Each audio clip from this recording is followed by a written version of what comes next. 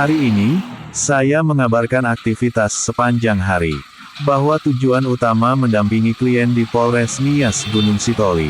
Ketika hendak pergi ke Gusit, terdengarlah dering telepon lalu saya angkat. Ternyata ada yang mau bareng di jalan dengan tujuan kota Gunung Sitoli, yaitu keluarga sendiri dari Ida Nogawo.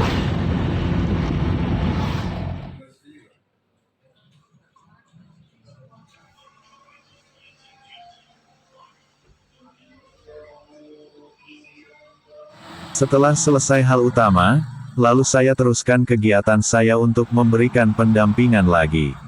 Namun kali ini berbeda dengan yang sebelumnya, karena ini dilakukan dalam belanja keluarga di Pasar Gunung Sitoli. Ada, Bang. Ada.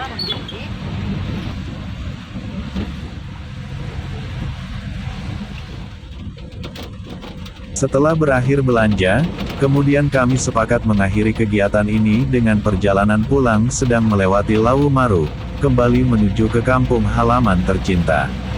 Gunung Sitoli, Tanah Adat Nias, PL mengabarkan.